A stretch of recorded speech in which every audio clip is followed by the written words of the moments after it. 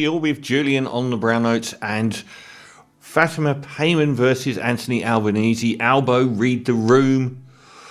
So, Labour Senator, ex-Labour Senator, and this is ironically from July 4th, is becoming independent. As reported by the ABC earlier on Thursday afternoon, the Senator confirmed she will not be joining any Muslim community-linked party. She said she was deeply torn over the decision and continued to believe in the principles of the Labour Party, but felt she could see no middle ground that would allow her to remain in the party. On one hand, I have the immense support of the rank and file, Albo. As Julia Gillard found out a few years ago when she tried to bully the Labour Party into some incredibly ridiculously pro-State of Israel stance, and she actually got turned over by her own party. The unionists, the lifelong members, the party volunteers, who are all calling me to hang in there and make change happen internally.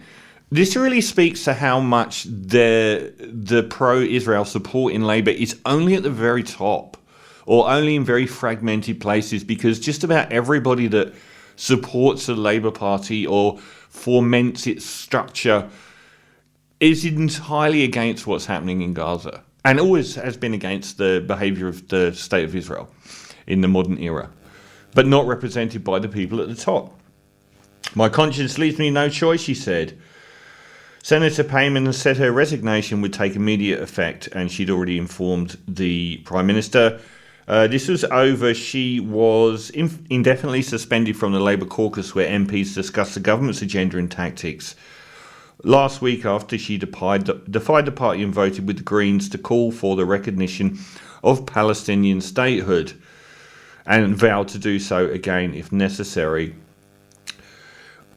I thought when this first broke, there was some kind of commentary from Albanese or the heads of Labour that they were going to do the right thing here and not expel somebody for not supporting genocide. That seemed to last a few days, and it does make you wonder how powerful the Israel lobby is, because you can guarantee that Albanese's phone was going off the hook when the initial result was not to kick her out of Labour. And I was quite surprised when that happened as well. I'm sure the initial commentary was, we're not going to expel her, and then that all blew up within a few days, and you wonder what was going on behind the scenes.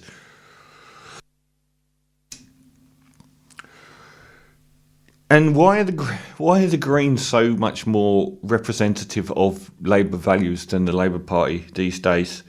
How can you expel someone for holding very Labour views? Virtually every union on earth is supporting the Palestinian side of this argument, which is not to be subject to genocide or occupation or mass murder.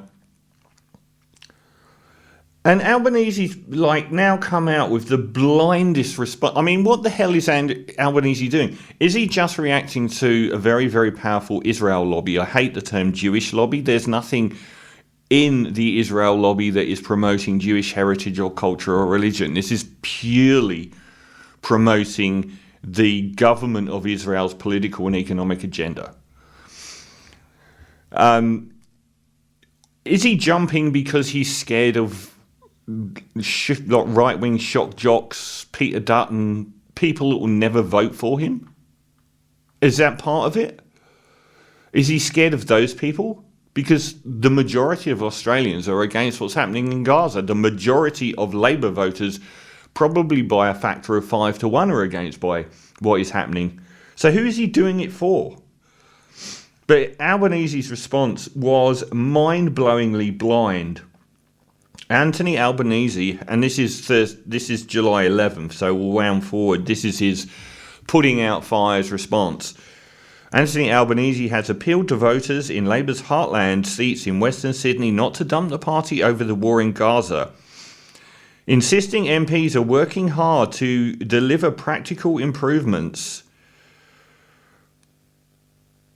They're considered the MPs in the West are considered vulnerable to campaigns run by a new group known as the Muslim Vote and Muslims Two Groups and Muslim Votes Matter, and that's a play on a very obvious thing, isn't it? The groups have said it's wrong to characterise them as political parties, but that they are grassroots campaigns to mobilise voters of Islamic faith who say they've been taken for granted. They are pressing the government to take stronger lines against Israel's assault on Gaza.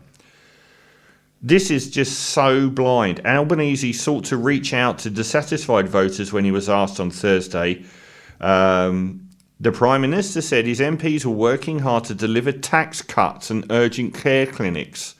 He said the government's expansion of free TAFE was making a difference in Western Sydney. These are all measures that people care about in Western Sydney and in areas like this as well. He said Australia had a secular democracy and it was not in the interests of groups to isolate themselves through one issue. Genocide's an issue that you should pretty much use to isolate yourself on. I think, Anthony, saying that you're doing great with free TAFE and you're doing great with tax cuts in Western Sydney when these people are asking you to stop Israeli genocide in Gaza is not exactly, it's the most patronising thing you can do. You just ignored them. You just completely ignored what they asked and said you're giving them free TAFE care clinics and tax cuts. And they said, we would like you to do more to stop the genocide in Gaza. I don't know where your mind's at. I gave you so much stick in the lead up to the last election, which you reversed to victory. You fell down the stairs slower than Scott Morrison. Because I don't agree that you stand up for things or that your judgment is very good. And on this issue, you are standing alongside people that will never vote Labour in the interest of a very small group of people against the wishes of the heartland of Labour, including not just Muslims.